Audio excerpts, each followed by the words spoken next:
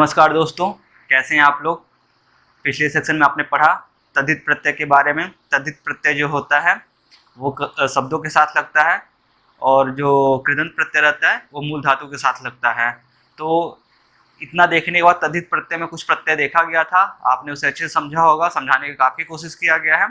इसके बाद कुछ बचे हुए तद्धित प्रत्यय हैं, जैसे 22 हैं तद्धित प्रत्यय, तो उसमें से 7 को पढ़ाया गया था और उसके बाद बचे हुए को यहाँ डिस्कस किया जा रहा है। तो इस बार बोर्ड पे लिखा गया है और आज कोशिश है कि पूरे तद्धित प्रत्यय को खत्म कर देने का।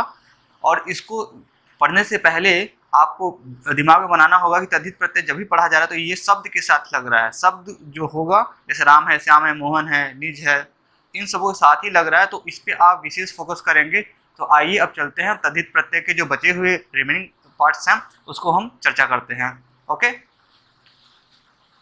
तो देखिए तद्धित प्रत्यय में त्वम से हम स्टार्ट करते हैं। त्वम में त्वम जब लगता है किसी शब्द के पीछे तो उसका त्व प्रत्यय है, उस जो पीछे लगेगा उसे त्वम कहलाएगा। ठीक है, इससे बने हुए शब्द नपुंसक लिंग होते हैं। यानी कि मान लीजिए यहाँ एग्जाम्पल में दिया है महत, महत प्लस त्वम लगाया गया तो महत्वम हो गया। इसमें देखिए लघु में त्व प्रत्यय लगाया गया तो लघुत्वम हो गया। गुरु में जब त्वम प्रत्यय लगाया तो गुरुत्वम हो गया। ठीक है, और यौन यौवन में यदि त्वम प्रत्यय लगाएगा तो यौनत्वम हो गया। तो यानी कहने का मतलब ये है कि हम किसी शब्द को मेल फीमेल या न्यूट्रल जेंडर में कैसे कन्वर्ट कर रहे हैं, तो यहाँ प्रत्यय लगा के इन सब चीज़ों को किया जा सकता है। तो यही आपको बताया गया, ये 8वें वाले में बेसिकली यही बात बताया गया। महत्तम हो गया आपका, लघुत्तम हो गया, गुरुत्तम हो गया, उन्नतम हो गया। ये तद्धित प्रत्यय जो 22 हैं इसमें बचे हुए पार्ट को हम डिस्कस कर रहे हैं। तो ये 8वां वाला आपका त्वम प्रत्यय हो गया, ये नपुंसक लिंग होता है, इसको विशेष करके हाईलाइट कर लीजिएगा यहाँ पे। तो आप जब कभी अलग से अपना नोट्स बना रहे हैं तो उसमें सबको सेक्टर वाइज छांट लीजिएगा कि मेल कौन सा है, फीमेल कौन सा प्रत्यय है, कौन सा न्यूट्रल जेंडर में काम कर रहा है, उसको देख लीजिएगा। अब आइए तसी प्रत्यय। तसी प्रत्यय का तह शेष होता है। तो ये क्या है कि इसमें लिखा जा रहा है कि इससे बने हुए शब्द का प्रयोग पंचमी विभक्ति, जब आप कारक पढ़ेंगे तो वहाँ पंचमी विभक्ति जैसे होता है कर्ता ने कर्म को करण से संप्रदान के लिए आपादान से संबंध काके की नानेनी अधिकरण में पे पर संबोधन हे हरे में पर। ठीक है ना, तो ये उसके कुछ टर्म हैं जो आपको कारक में याद करना रहेगा और इसको अनुवाद बनाते समय काफ़ी यूज आता है कि कैसे हम तसी प्रत्यय का यूज कर रहे हैं। तो वही लिख रहा है कि यहाँ पर पंचमी विभक्ति का प्रयोग होता है। तो पंचमी विभक्ति क्या है, उसका मतलब क्या है। पंचमी विभक्ति आपादान कारक होता है, इसका यूज होता है में, मतलब कर्ता ने कर्म को करण से संप्रदान के लिए आपादान कारक में यूज होता है। मतलब इसे पृथक या जुदाई के सेंस में किया जाता है तो इसका यूज से होता है। ठीक है ना, आपादान से। ठीक है, तो ये पृथक, और जैसे मान लीजिए कि वो दिल्ली से घर जाता है, वो बेंगलोर से घर जाता है, ठीक है ना, वो आरा से घर जाता है, तो ऐसे ही इसका अर्थ यहाँ लिखा गया है से। यहाँ पे देखिए ये वाला जो टर्म था तो यही है। तो इसमें क्या है कि जो इससे बने शब्द पंचमी विभक्ति में यूज होते हैं, तो ये क्या होता है, तसी और तहसील दोनों का मिलता जुलता सिचुएशन होता है। तो कहीं न कहीं तसी जो रहता है, यहाँ लिखा है कि इसका यूज होता है सर्वनाम शब्दों को छोड़कर। सर्वनाम शब्द जैसे तत् हो गया, कुत्र हो गया, जैसे यहाँ लिखा है किम, यत्, सत, सर्वत्र, परिवत्र, यहाँ इन शब्दों को छोड़कर जो और शब्द हैं उनके साथ तसी प्रत्यय लगता है। यानी कि जो शब्द रहेगा, भारत हो गया, दिल्ली हो गया, आरा हो गया, इन सब शब्दों के साथ तसी प्रत्यय लगेगा। लेकिन वहीं अगर सर्वनाम शब्द आ जाएगा तो आपका तसील प्रत्यय लगेगा।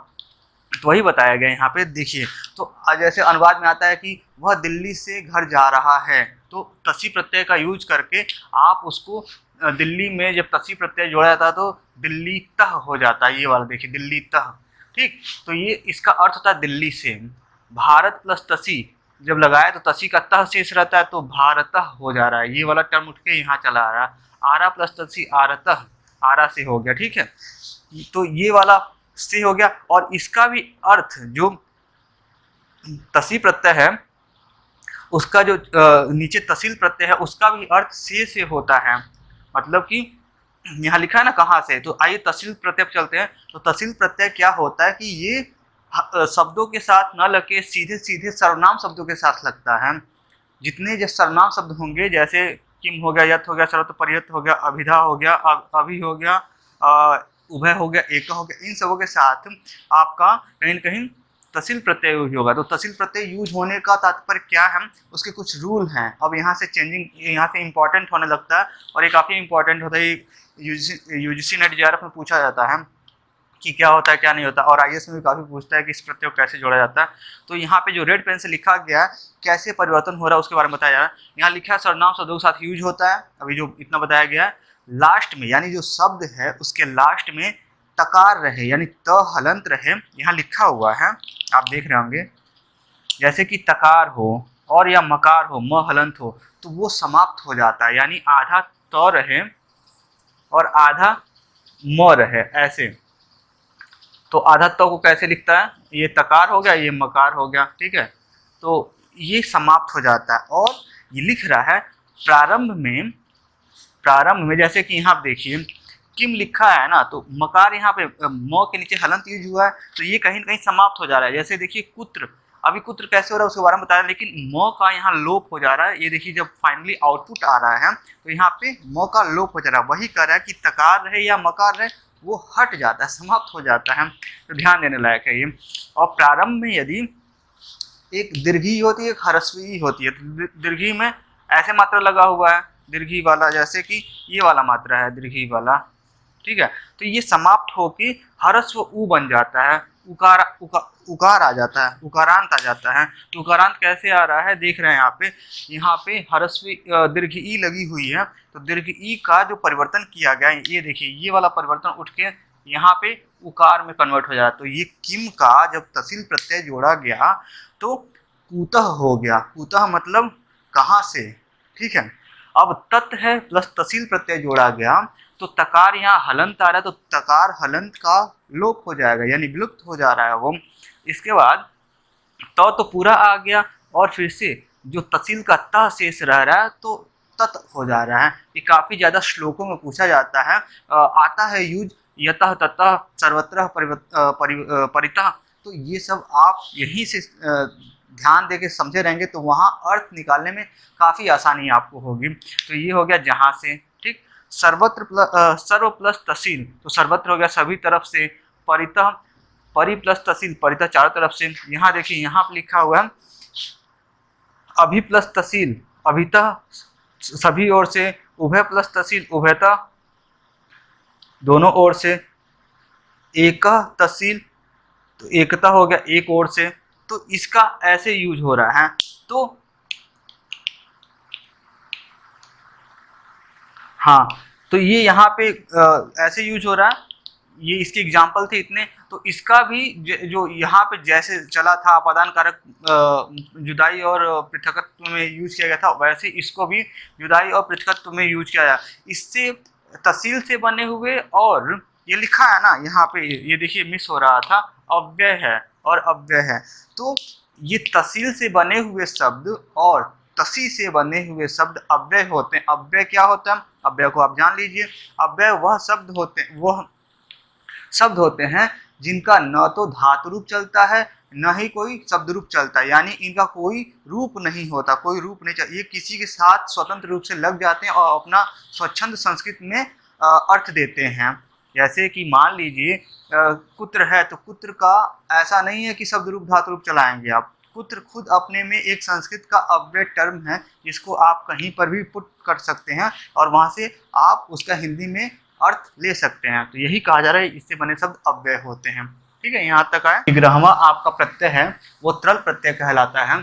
तो त्रल का त्र शेष रहता है, यहाँ पर लिखा त्रल का त शेष रहता है।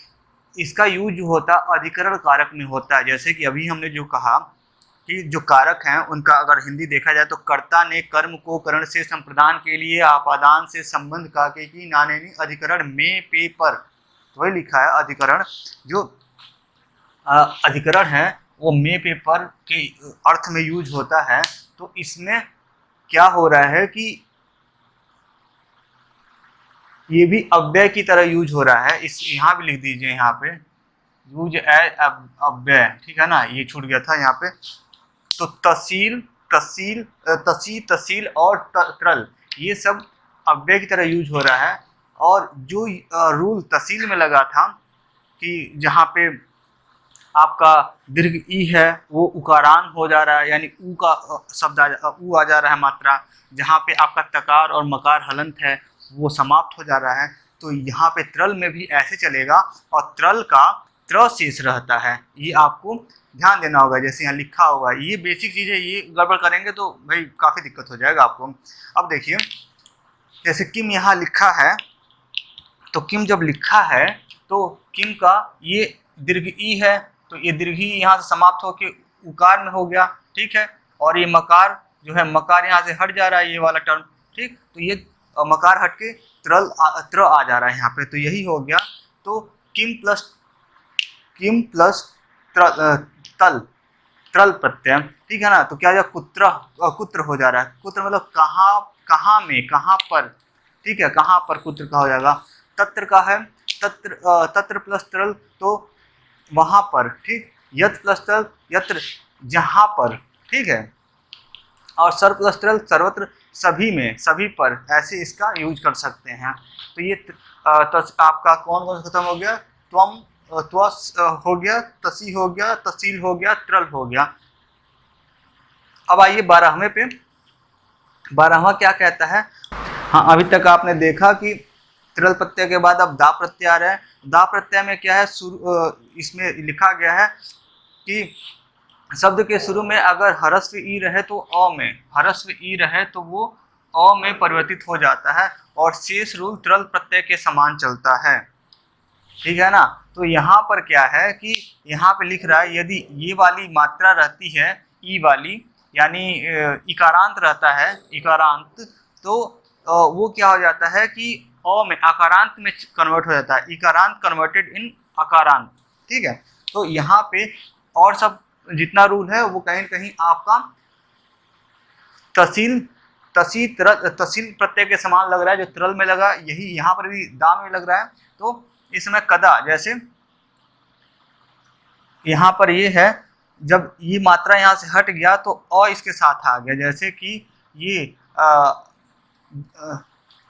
इकारान ई जब हटा, आपका इकारान ई जब हटा, यहाँ से इकारान ई हटा तो क्या हो जा रहा है कि यहाँ पे अ का आगमन हो जा रहा है। तो जब क के साथ अ मिल रहा है तो क पूरा शब्द बन जा रहा है, एक क प्लस दा, कदा, किस समय, ठीक है। फिर से तत्र प्लस दा, यहाँ पे त हलंत का लोप हो जा रहा है तो तदा हो गया। फिर से यत प्लस दा, यदा, सर प्लस दा, सर्वदा, ठीक है। और भी इसके एग्जाम्पल है, परिदा चारों तरफ, अभिदा, एकदा, ऐसे करके। अब देखिए थाल प्रत्यय पे आते हैं। थाल प्रत्यय क्या कहता है, थाल प्रत्यय का था शेष रहता है और इसका यूज जो होता है करण कारक के लिए यूज किया जाता है। करण कारक जो होता है तृतीया में यूज है, जैसे कर्ता ने कर्म को करण से, ये ऐसे करके पढ़ा जाता है। तो ये तृतीया विभक्ति में लग रहा है तो इसका प्रकार से होता है, से या प्रकार, इस प्रकार के अर्थ में ये होता है।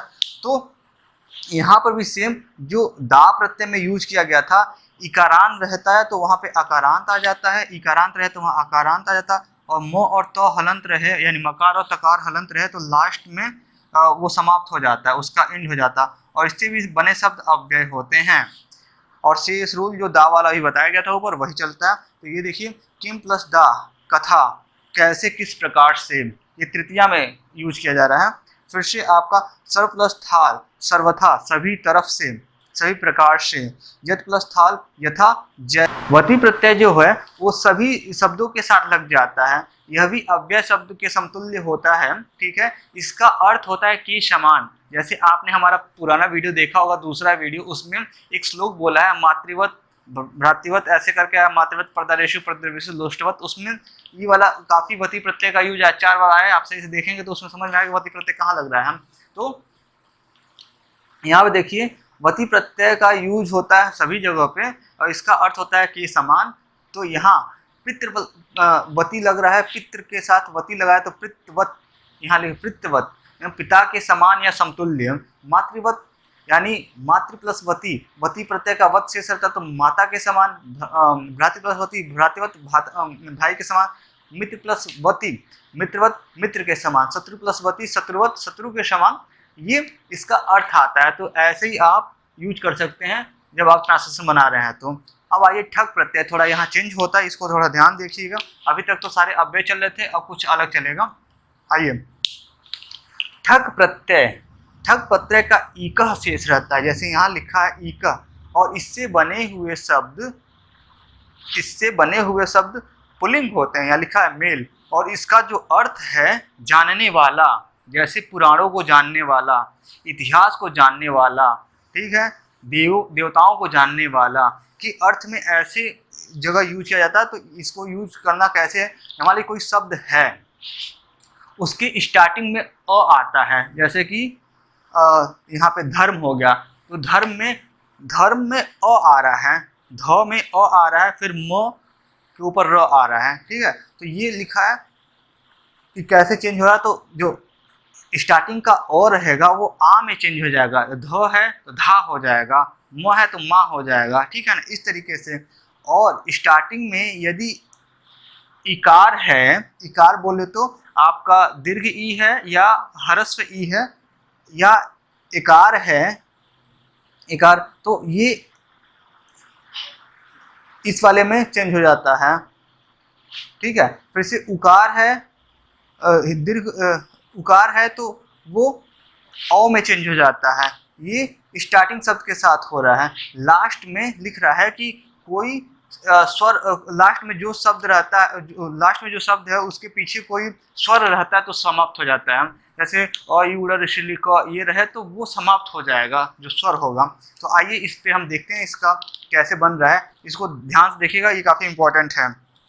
जैसे देखिए यहाँ पे धर्म है, ठीक है ना, धर्म को कैसे निरूपित किया जाए, धर्म है तो धर्म जब बदल रहा है तो धा, क्योंकि यहाँ से आ वाला पोर्शन उठ के यहाँ चला आ रहा है, और म पहले से म के साथ र हलन आ जा रहा है, और इसमें इकह जोड़ दिया जाए तो धार्मिकह बन जा रहा है फाइनली, क्योंकि यहाँ से इक उठ के आ रहा है, ठग का लास्ट में इक लगता है। तो ये धार्मिका क्या कर, धर्म को जानने वाला, तर्क प्लस ठग, तार्किक तर्क को जानने वाला, मर्म प्लस ठग, मार्मिक मर्म को समझने वाला, आपके अंदर जो मर्म है उसको समझ लिया जाएगा।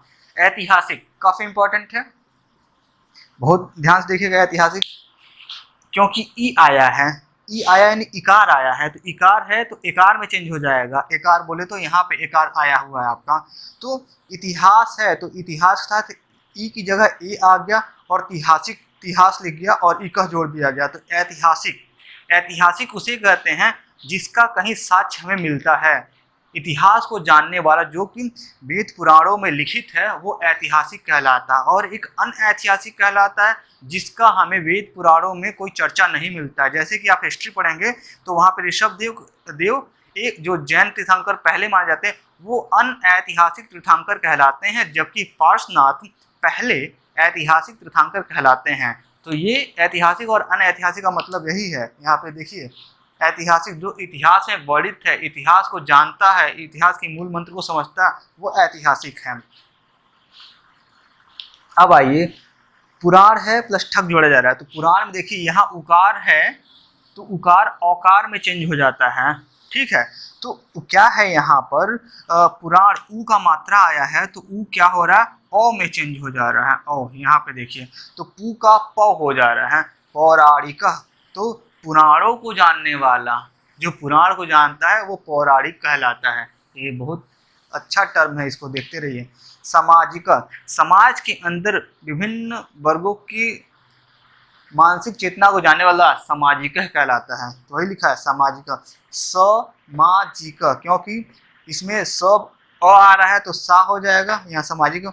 लोक प्लस ठग, लौकिक, देखिए अब लोक है तो ओ आया है, ओ यहाँ पर आया है तो ये भी ओ औ में चेंज होता है, तो यहाँ पे हो जाएगा लौकिक। लौकिक भूमि को जानने वाला, एक होता लौकिक एक होता वैदिक, तो पिछले वीडियो में बताया गया, उस वाले दूसरे वाले में देख लीजिएगा। वेद प्लस ठग, तो देखिए वेद ए आया है, ये वाला, तो इसका ए में चेंज हो गया है इस तरीके से, तो वैदिक वेदों को जानने वाला। तो ये तो रहा आपका ठग। अभी तक आपने देखा कि कौन कौन से प्रत्यय पढ़ लिए गए, त्वम पढ़ लिया गया, तसी पढ़ लिया, तसील त्व का त्वम शेष रहता है, तसी का तह शेष रहता है, तहसील का ता शेष रहता है, तरल का त्र शेष रहता है, दा का दा, था का थाल, और वती का वत शेष रहता है, ठग का इका शेष रहता है। यहाँ तक 15 तक पढ़ा गया। हुए पार्ट इस साइड अब फिर से देखा जा रहा है। इसमें अब ढक प्रत्यय आ जा रहा है।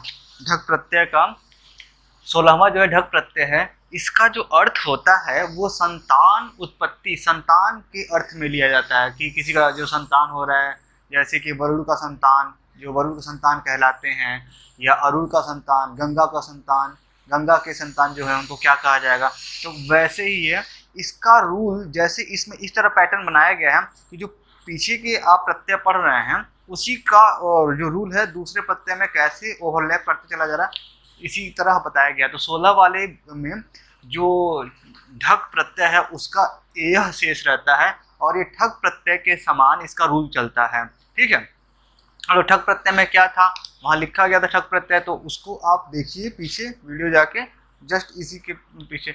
तो देखिए वरुण है तो यहाँ पे अ है तो यहाँ पे आ हो जा रहा है, वारुड़ेय, ठीक है ना, क्योंकि ये यह यहाँ से आ रहा है, जो इस पे ए का मात्रा लगा हुआ है, क्योंकि ढक का यह शेष रहता है। ये वरुण का संतान, संतान वरुण के संतान, ये एक तरीके का मेल शब्द को निरूपित कर रहा है। अरुण प्लस ढक अरुणेय, गंगा प्लस ढक गांगेय, मतलब गंगा का संतान, राधा प्लस ढक राधेय। अब देखिए कुंती थोड़ा इंपॉर्टेंट इसलिए हो जाता है क्योंकि कुंती में ऊ लगा हुआ है, तो ऊ हमेशा ओ में चेंज होता है, ऊ ओ में चेंज हो रहा है, रूल में लिखा गया है, क्योंकि ठक प्रत्यय में ऐसे हो रहा है। और लास्ट का जो इकारान है वो एकारांत में कन्वर्ट, वो समाप्त हो जा रहा है, ठीक है ना। लास्ट जो भी आपका ये है स्वर है वो समाप्त कर दिया जा रहा है। तो यहाँ ई एक स्वर है इसलिए समाप्त कर दिया गया, क्योंकि ऊ है तो क आ जा रहा है, तो कुन कौन तेय, कुंती के पुत्र। ठीक, अब आइए 17 वाला ये बोलता है इंच प्रत्यय।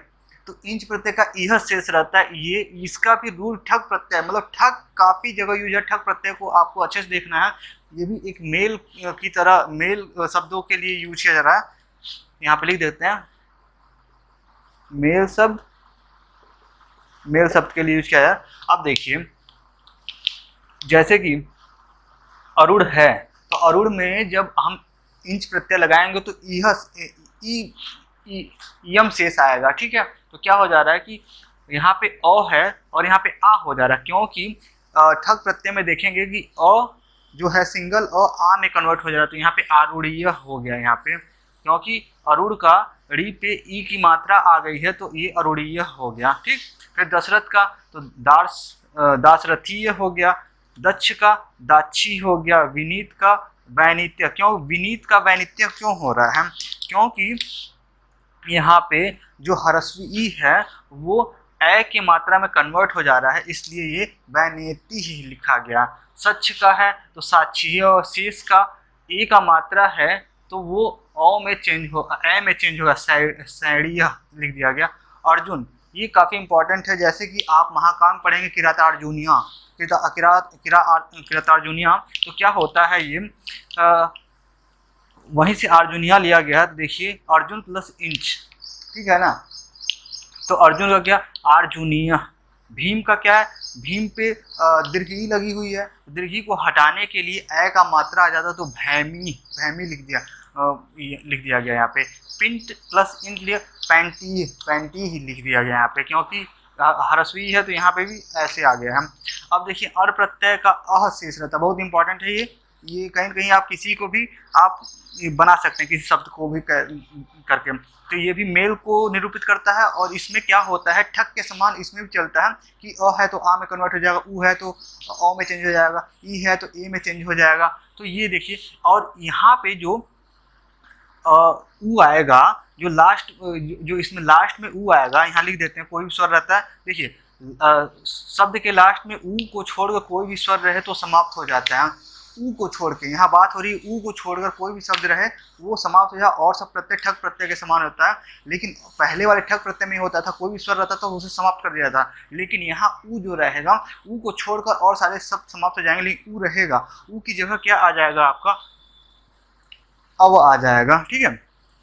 और शेषूल ठक के समान चल रहा है। तो जब ठक के समान चल रहा है, जैसे देखिए मनु ऊ आ रहा है यहाँ पे, तो मनु का तो हो गया, म की जगह आ जाएगा तो माँ हो गया, ठीक है। और नू की जगह क्या आ जा रहा है, नू जो है वहां पर आपका अव आ जा रहा है। तो यहाँ पे जब न के साथ, अब यहाँ देखिए, यदि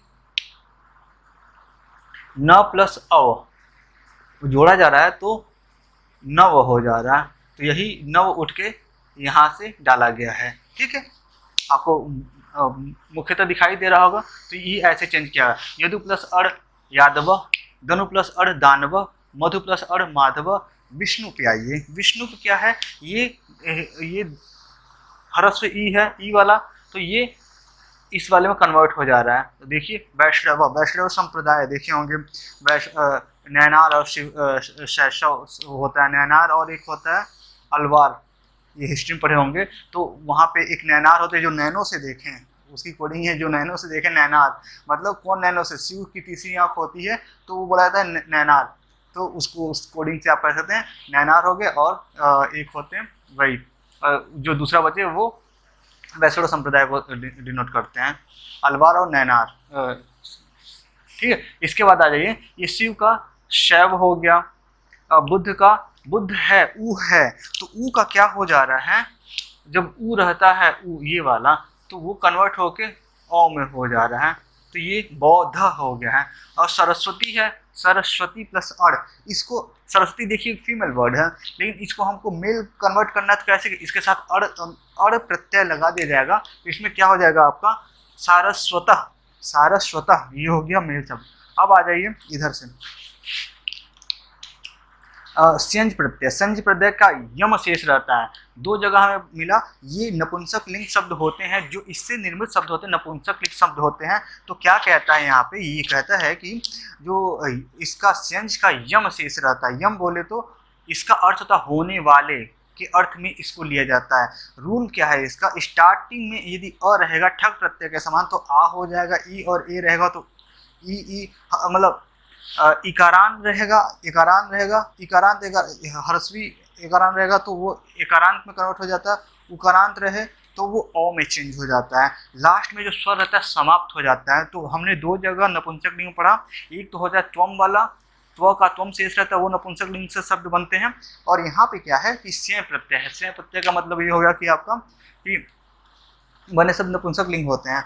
तो जैसे मान लीजिए कि सुंदर है, ईश्वर है, लवण है, तत्पर है, काव्य है, कवि है, तो इनको यदि हम नपुंसक लिंग शब्द बनाना चाहते हैं तो कैसे बनाएंगे, तो इसमें हम सेंस प्रत्यय लगा देंगे। तो सेंस प्रत्यय का यम शेष रहता है। तो यम जब शेष रहेगा तो कैसे बनेगा, सुंदर प्लस यम, सौंदर्यम, सुंदर में होने वाला, सौंदर्य में होने वाला होता है ना कि वो लड़की काफ़ी उसकी सौंदर्यता पे लोग मोहित हो गए, उसकी इतनी सौंदर्यता थी। तो सौंदर्यता, सुंदरता में होने वाला परिवर्तन, वो सौंदर्यम हो गया। ऐश्वर्य होता है ना, ये ऐश्वरिक कृपा है, इसीलिए ये सब इतना परिवर्तन हो रहा है। जैसे किसी को होता है ना कि बोला था ऐश्वरिक परिवर्तन के नाते हो, तो ईश्वर के द्वारा जो परिवर्तन किया जा रहा है वो ऐश्वरिक हो गया, यानी ये ऐश्वर्यम हो गया। तो ऐश्वर्यम क्या है, ई जो है आपका यहाँ पे देखिए ठग प्रत्यय कैसे यूज हो रहा है, जो ऊ है आपका अ में चेंज हो गया है, ठीक है, ऊ अ में चेंज हो रहा है, ई जो है आपका ए में चेंज हो गया। और मुख्य इसमें मेन बात जो है वो देखने वाला ये है, लास्ट में जो स्वर है, ये वाला लास्ट में जो स्वर बोला जा रहा है वो समाप्त हो जा रहा है। यानी कि मान लीजिए र है, र प्लस अ से बना हुआ है, तो ये पूरा एक र बना, ठीक। यदि मान लीजिए हम इसमें से अ हटा देते हैं तो ये र हलंत हो जाएगा, यानी रकार हो गया, र आधा हो गया। तो जब र आधा हो गया तो क्या हो जाएगा, वो जब दूसरे व्यंजन और दूसरे शब्द के साथ जुड़ेगा, दूसरे वर्ण के साथ जुड़ेगा, तो उस पर आधा अपना हक जताएगा। यानी मान लीजिए यहाँ पे कोई और दूसरा र आता है तो उसके ऊपर ऐसे चला जाएगा, ये खिसक के दूसरी साइड में चला जाएगा। तो यही यहाँ पर लिखा गया है कि देखिए सौंदर्य तो आप लिख लिए, लेकिन संज का यम शेष रह रहा है, तो य के ऊपर आधा आपका र यहाँ से मूव करके यहाँ चला आया। ये पॉइंट करने वाली बात है, ठीक है। ईश्वर है तो ईश्वर तो आप ऐश्वर्य लिख दिए, और जो र है आपका उठ के यहाँ पे य के ऊपर चला जा रहा है। ठीक, लवड़ है तो जब अ रहे तो आ में कन्वर्ट हो जाता है, यानी कहने का मतलब ये है लवड़ है तो लावड़यम हो जाएगा। तो ये लावड़यम है तो ये र जो है र आधा हो जाएगा, क्योंकि जो स्वर है इसमें हर एक शब्द स्वर से मिलके पूर्ण भाव देता है। तो ये र है प्लस अ के साथ मिला है तो अ को हम हटा देते हैं तो र हलंत हो जाता है। तो यहाँ पे क्या है, ये र हलंत आधा लिखा गया, लावड़ियम हो गया। तत्पर में संज जोड़ा गया तो क्या हो जाएगा, तात्पर्यम। कवि में श जोड़ा गया तो कवि है ई यहाँ पे जुड़ा हुआ है। जैसे कवि को आप खोलेंगे तो कैसे खुलेगा, क प्लस अ प्लस व प्लस ई ऐसे आएगा। ठीक है, कवि ऐसे लिखा जा रहा है।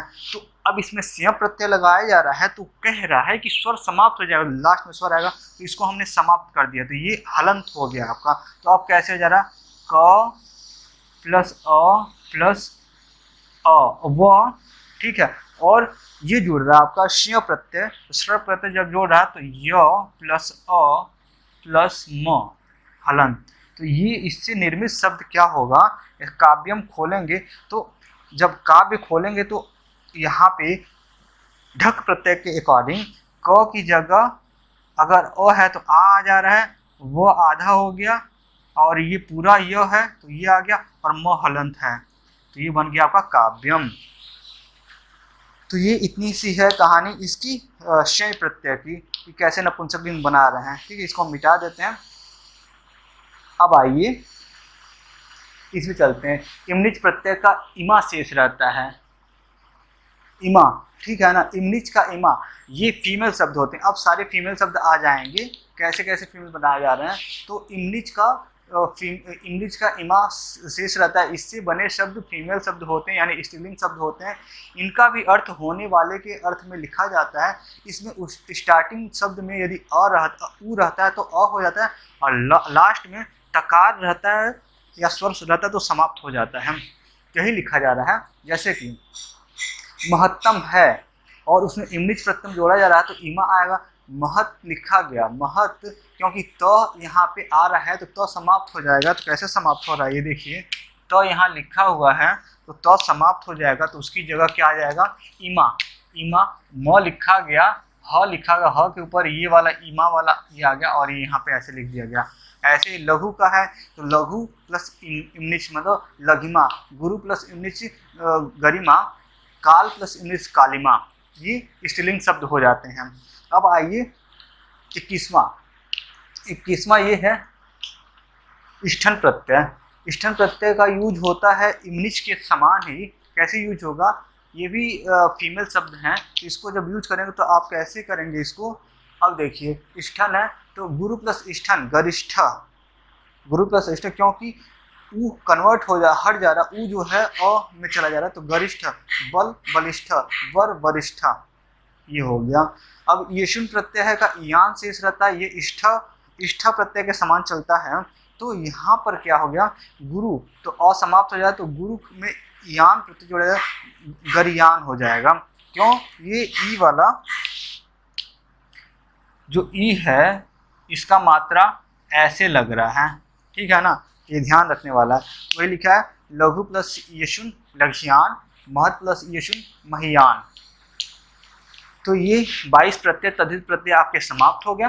इसके जो ट्रांसलेशन है उसको ऐसे ही आपको जैसे पिछला ट्रांसलेशन बताया गया था उसी तरह से नॉन वीडियो फॉर्म में दिया जाएगा उसको, और वो केवल ऑडियो फॉर्म में रहेगा। उससे आप देखिए इस प्रत्यय पर आप ज़्यादा वर्क करें और कहीं न कहीं इससे रिलेटेड जितने भी वर्ड आते हैं, ये तो केवल एक बेसिक है, इससे रिलेटेड जितने भी वर्ड आप बना सकते हैं बनाएं। मैक्सिमम हिंदी के आप क्वेश्चन देखें जो अनुवाद में आए हुए हैं कि इन प्रत्ययों का यूज करके आप कैसे शब्दों से खेल पा रहे हैं। यदि आप यहाँ पे इसे सीख लेते हैं तो कहीं न कहीं जो कठिन वर्ड हैं जिसके आपको शब्द नहीं याद हैं, धातु रूप और शब्द रूप नहीं याद आ रहे हैं, तो आप ये प्रत्यय लगा के वहाँ पे अच्छे से ट्रिकल आउट कर सकते हैं। Okay, thank you. सेशन अच्छा लगा लाइक और सब्सक्राइब जरूर करें। ओके।